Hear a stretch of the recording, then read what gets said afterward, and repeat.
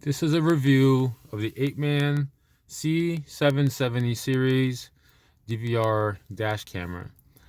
This camera comes with a rear facing and forward facing camera. If you use the forward facing camera only, it records up to 4K resolution. In the 1080s, it does 60 and 30 frames per second. In the 720s, there's 120, 60 and 30 frames per second. However, once you connect the rear camera, the only available setting is 1080p. It does not record 4K if you have a rear camera hooked up. Right now, you can see there's a rear camera thumbnail, a picture-in-picture here. And the only setting available is 1080 at 30 frames per second.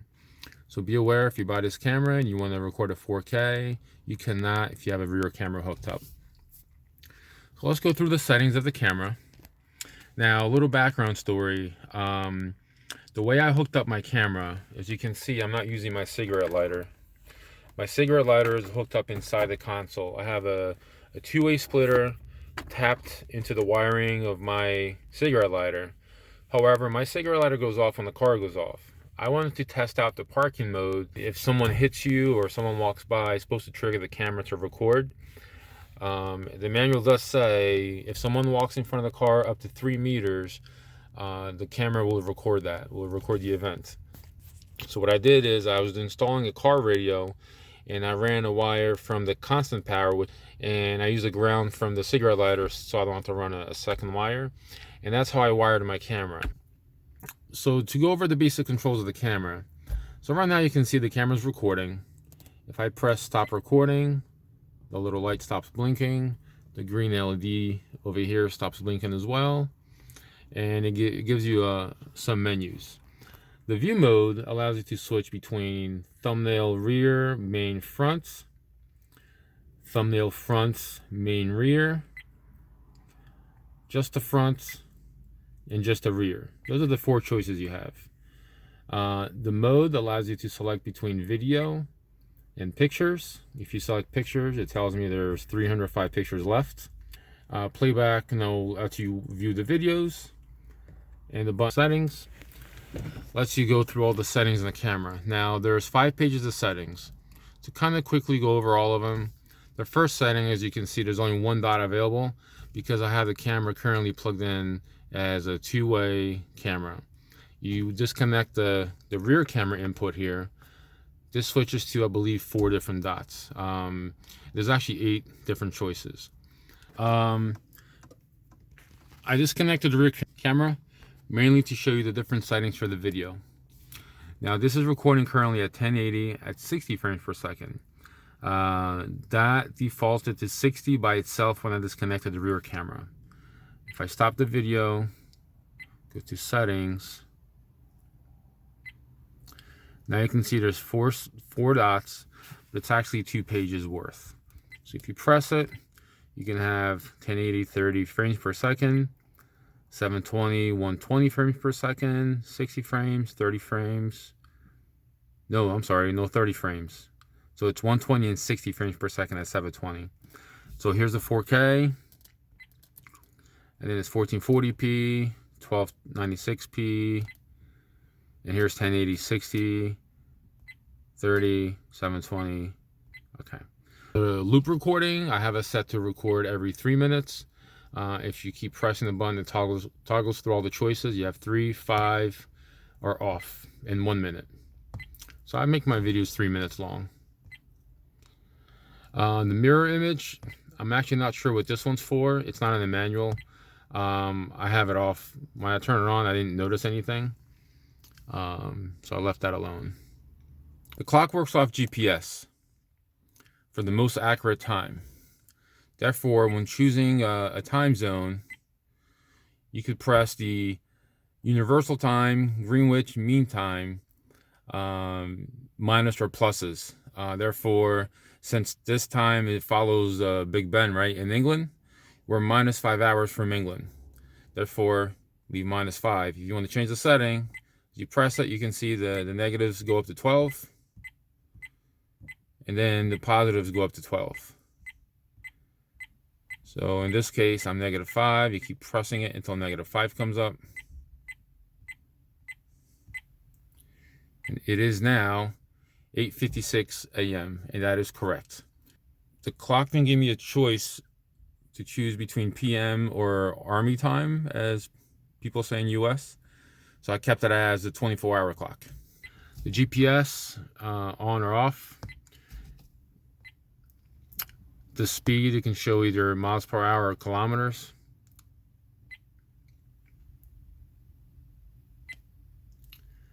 GPS info.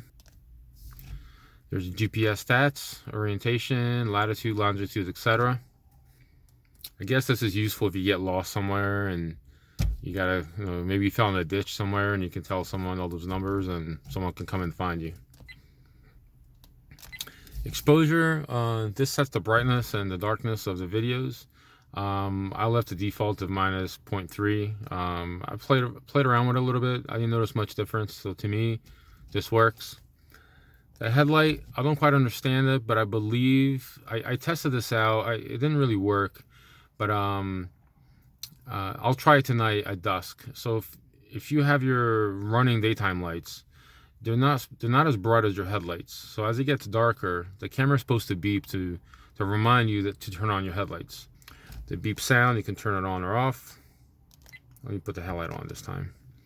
Language, you have a few languages to choose from. English, French, Spanish, Portuguese, Dutch, Italian. These Asian characters, I believe, is Chinese, Korean, Russian. It doesn't look Japanese, but I'm sure it's one of them. Polish and English. Time settings. It lets you choose the formats. If you press it, you can toggle through the different formats. I think this is European. In US, we go month, day, year. If you want to change the time, you can click on the individual number. I'll try one more time. I'll leave that one alone. Parking mode, you can turn it on or off. Motion detection. The G sensor, I have it set to medium. Time lapse is a setting where it takes a snapshot every couple minutes. The manual doesn't state how frequent, but it's not 30 frames per second. Maybe it's a frame per second, but usually time lapse should be a shot every couple seconds. WDR, I first had this on, but at nighttime the picture was really bright. Everything around me was bright. So when I turn it off, it made the screen a little darker and easier to look at people's license plates and whatnot. A watermark. At first I didn't know what this was, but I never had a camera that will display the miles per hour while driving. Left lane. So by having the watermark on, it gives you some information at the bottom, such as GPS location, miles per hour, and you can have your license plate show. For the license plate, you'd actually have to enter your plate in these fields here. I didn't know what this was at first. I put it on. But screensaver. The screensaver does go off. You can see, as you saw in the beginning, the recording, the screen went off. You can set it from 1 minute, 3 minutes, 5 minutes, or have it always on. I have it to 1 minute. I don't want the brightness to bother me at night. The power, auto shutdown. You can set it for 1 minute interval, 3 minutes, 5 minutes, and have that off so it doesn't shut down. It's always on. The delay, have it hardwired. I mean, if you have it wired to your cigarette lighter and it turns off when the car turns off, you can set a delay so it stays on for a few more seconds. 5 seconds, 10 seconds, 30 seconds, or a full minute. I went over the license plate. The frequency, you can choose between 50 and 60. I don't know the difference. I know most TVs operate at 60 hertz, so I'll leave that alone. SD storage, it shows you how many, your capacity and how much space there is. You can see this is recording all day. So it loop records, so you're never gonna run out of space. And last settings, you can format the card, you can default your settings, and it shows you the current version for the camera, which is version 2.10.2-1. All right, if you want to turn on Wi-Fi, you have to quickly tap the power button, and that enables the Wi-Fi. And there's a little symbol for the Wi-Fi. Now it's in discovery mode. Now if you go on your phone and set Wi-Fi, you can connect to the phone via Wi-Fi. And for that, I'll use the video I shot last night, because you actually have to connect your phone to the Wi-Fi. The password is 1234567 and it's pretty cool. It allows you to control the camera through the phone. You can do the settings, you can record, stop recording, switch to photo mode. Pretty much everything I just showed you up here, you can do in the app. You can also download videos straight to your phone, so you don't have to take the little card out in case you just witnessed something important. Maybe you want to text it to the police or whoever. So it's a great function that you can Wi-Fi connect to the phone. Turn off should be the same deal. Yep, so you turn off Wi-Fi. And another cool feature in here, which most cameras nowadays are having, is if you witness something that you want to save, you can press a lock button, and that will lock this video. Once this video is over, meaning 3 minutes later, or at the end of the 3 minutes, the lock will go away, and videos going forward will continue to erase and, overwrite themselves on the loop recording. I think that's it.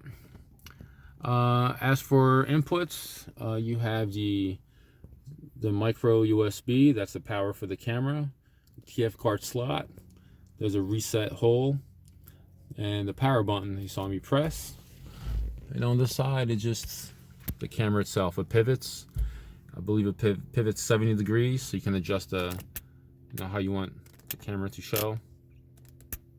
I like to see a little bit of my hood scoop so I can see I'm capturing everything. And that's pretty much it. So here you can see we're at a red light. It's pretty clear. You can see a car behind us, car in front of us. It's a little dark because of the sunlight, I guess. So far, it looks pretty good. There's some shade. The computer's pretty clear. If I get closer to the cars in front of me, I can usually read their license plates. Car in front of me, I can see the plate. L75JCO, I guess, or C0. Anyway, so there's a Hyundai B36 KZH. I believe the camera captures all that stuff. Jackass. So I have my signal on. Look at him. Look at this guy. Heading over 3 lanes. Jackass. So I have my signal on. Look at him. Look at this guy. Heading over 3 lanes. Okay, I changed the resolution of the camera to 4K. I want to compare the video quality on the computer, because on the screen itself here, nothing got wider. To me, it looks the same. So I'm gonna make sure that the resolution on the computer is different. So, oh look, the castle.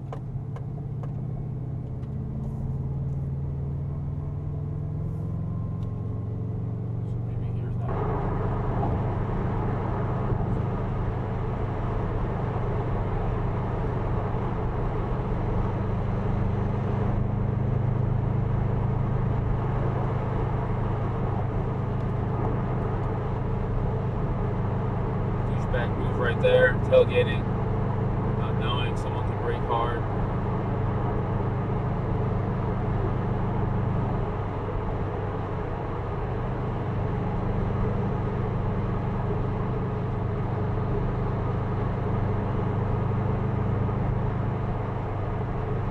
Big hurry.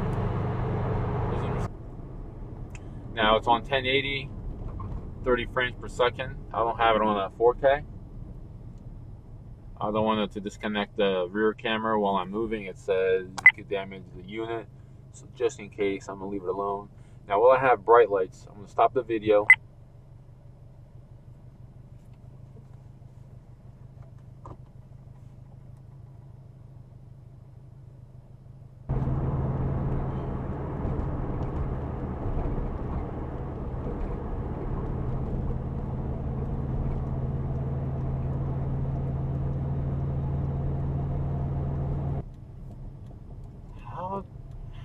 hit someone at this intersection. Coming out of Walmart. Can't go that fast, but someone managed to get hits. So I want to see if I can grab their plates.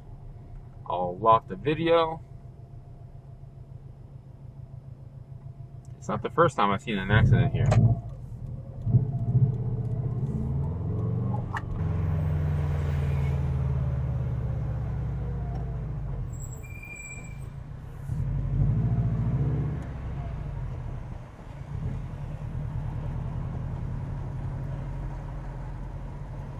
Nice circle they did here. They built the world's smallest circle.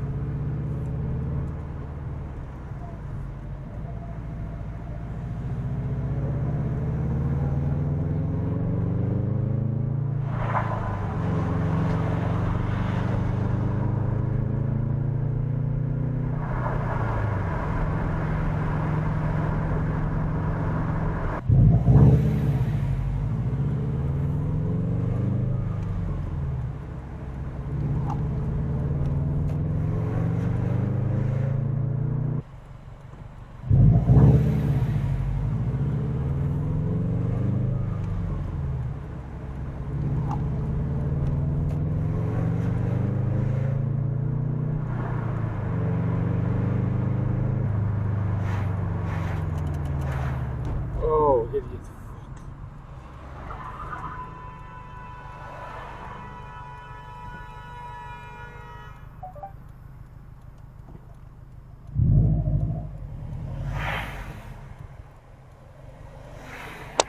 Okay, I am now recording at 1080p, 60 frames per second, and I'm going to change the setting to 4K. I am now recording at 4K, 2160p. The only difference I've noticed on the computer is that the video overlay of the miles per hour and the GPS coordinates gets smaller, like it would on the 4K monitor, let's say. Quality-wise on the video, I don't notice much difference. Maybe possibly because my monitor is only 1080p. That I'm not sure, but I can go through the other settings.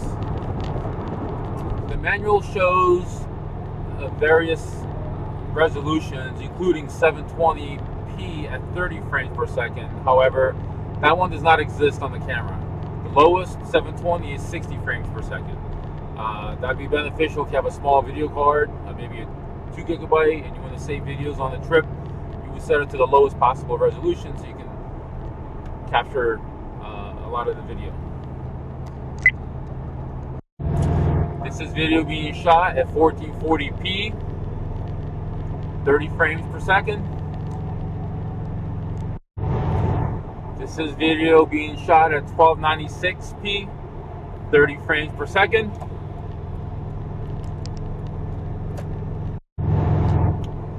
This is video being shot at 1080p, 60 frames per second. This is video being shot at 1080p, 30 frames per second. This is video being recorded at 720p, 120 frames per second.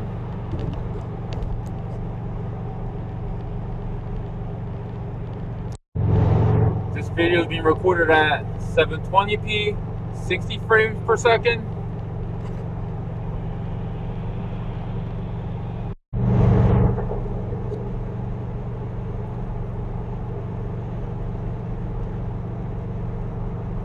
This is video being recorded at 1080p, 30 frames per second because I hooked up the rear and the front camera. So this is the default for both cameras on. No other resolutions are possible when the front and the rear camera are set. I haven't viewed all these different quality videos, but I would think it's mainly pretty close to each other. The main difference is the more frames per second, the less jumpy the video is. However, this is a dash cam. I'm not looking to make home videos and perfect memories, of the highest quality video, etc. I just need to record what's in front of me. In the event someone cuts me off, there's some sort of insurance scam, or the camera proves who did what. And that's my main reason to have the camera. I'm happy with the 720, but the 720 I might not be able to zoom in someone's license plate. So 1080 should be sufficient. If you don't need a rear camera, definitely leave it at 4K. I'm sure 4K is much better than 1080p. Anyway, so I'm happy with the camera, and I hope you can make a good decision based on my video review. It has a lot of settings, more than my other cameras that I've had. I like that the time stamp, it follows the GPS. On my other cameras, I could never get the clock to work right. It would just default to 2010 or something old. And this shows the true accurate time for the Greenwich Mean Time, down to the second, in fact. And that's it. This completes the video review of the Apeman C770 camera.